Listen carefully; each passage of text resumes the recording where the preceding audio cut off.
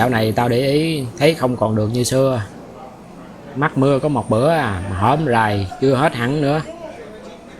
Tụi mình cũng hơi già rồi, phải giữ gìn sức khỏe nha Tư. Không có mày cà phê tao biết bàn chuyện với ai. Cái chuyện lý tưởng đó hả? Mày vẫn còn ý tưởng để nói về lý tưởng hả? Lòng tao bao la rộng lớn mà. Tao để ý thấy mỗi lần người ta nói tới lý tưởng là y như rằng phải cứu thế giới. Mày có thấy vậy không?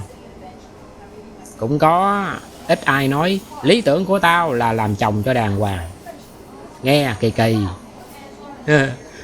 Ừ, tự nhiên nghe nhỏ nhoi quá. Nhỏ hay là mình quen nghĩ như vậy hả mày? Theo tao á, lý tưởng phải lớn chứ. Nếu nhỏ quá thì gọi là mục tiêu sống là được rồi.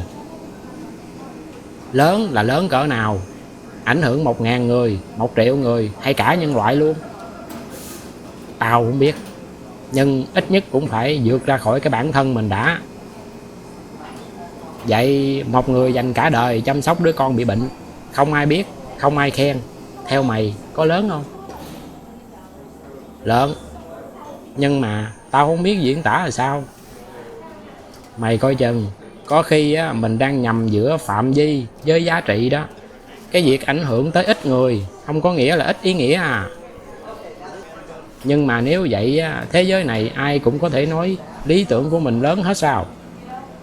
Không, theo tao á, đừng có đo bằng số người, phải đo bằng mức độ mình dám sống vì nó. Mày gợi cho tao nhớ một chuyện. Hồi còn làm chung xưởng á, có ông bảo vệ già, lương không có bao nhiêu mà ngày nào cũng đi sớm về trễ. Có bữa tao hỏi sao bác kỹ tính dữ vậy? Cái ông cười hề hề. Người ta giao mình giữ cổng thì tôi cũng ráng giữ cho đàng hoàng. Hồi đó tao nghe thấy bình thường, giờ nghĩ lại tự nhiên thấy câu đó có sức nặng à. Tao thấy ổng đâu có nói chuyện lý tưởng đâu, nhưng ổng biết mình đang sống về cái gì. Ê, mà cũng có thể ổng chỉ làm cho hết giờ thôi. Mình đừng có cao cả hóa vấn đề. Cũng có thể, tao không biết nữa. Mình chỉ biết câu nói, chứ đâu có biết họ nghĩ về trong lòng đâu. Vậy mới công bằng chứ. Đừng có cố biến ai thành anh hùng chỉ vì một câu chuyện.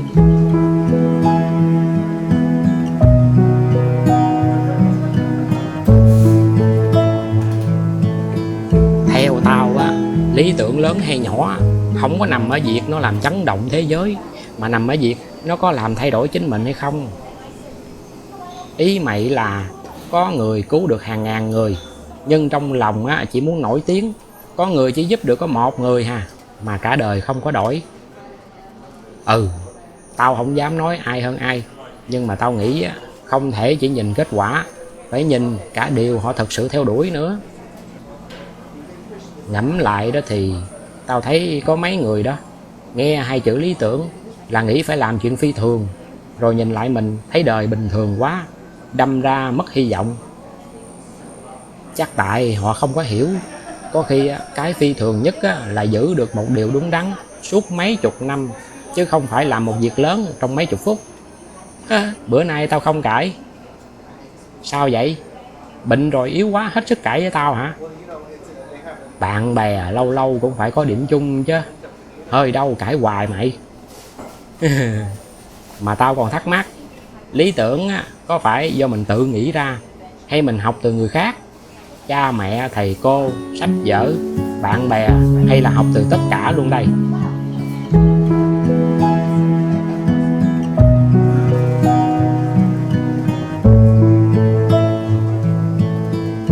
Theo tao á, lúc nhỏ gần như ai cũng mượn. Mượn là mượn làm sao? Mày thấy ba mẹ mày sống sao, thấy thầy cô sống sao, đọc một cuốn sách, gặp một người, cái tự nhiên nghĩ mình cũng muốn giống như vậy, đúng không? Nếu vậy cái mình muốn đó đâu phải là của mình. Khoan, mượn không có nghĩa là ăn cắp. Giống như học nói, có ai tự nghĩ ra tiếng Việt đâu, mình học từ người khác, rồi dần dần mới thành tiếng nói của mình. Nghe cũng có lý, nhưng tao vẫn thấy có cái gì đó chưa có thỏa. Nếu tao chỉ sống theo điều người khác dạy thì cuộc đời tao là của ai? Đó là lý do đó. Con người phải có lúc tự hỏi lại điều mình tin có thật là mình tin không, hay chỉ vì mình được dạy như vậy. Vậy mày có bao giờ bỏ một niềm tin cũ chưa? Có, nhiều. Có những thứ hồi 20 tuổi tao nghĩ chắc như đinh đóng cột. Giờ tao thấy mình hồi đó ngây thơ và trong trắng biết bao. Nghe thấy ớn hả? Nhưng mà mày ví dụ thử coi. Hồi trẻ tao cứ nghĩ làm việc cho chăm chỉ thì tự nhiên sẽ được công nhận à. Sau này mới biết đời không như là mơ. Cuối cùng cũng chịu nói chuyện đời. Tao tưởng mày sống trong sách thôi chứ. Mọt sách như tao á cũng phải đi kiếm cơm mà. Ê, theo mày á, có người nào tự nghĩ ra lý tưởng của mình hoàn toàn luôn không?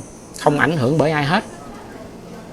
Tao không có tin chuyện đó đâu. Con người sống với người khác. Mình đọc sách, nghe chuyện kể, yêu ai đó rồi ghét ai đó. Cho nên dù muốn dù không á, ai cũng đều bị ảnh hưởng hết. Lý tưởng cũng vậy thôi. Nó được góp lại, chứ hiếm khi tự nhiên từ trên trời rơi xuống.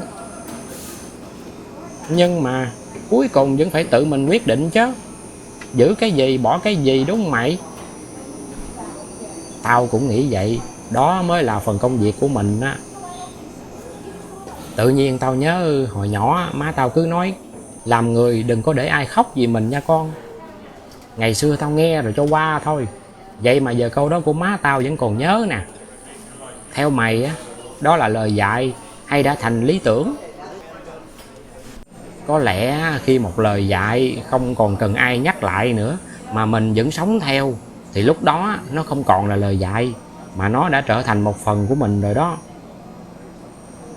Nè Tư, tao mới nảy ra một ý. Có khi nào lý tưởng cũng có tuổi? Lúc nhỏ thì vay mượn, lớn lên thì lựa chọn, già rồi thì làm sao ta? Già rồi thì chắc là kiểm chứng, coi coi điều mình tin suốt mấy chục năm có thật sự đáng để tiếp tục tin không?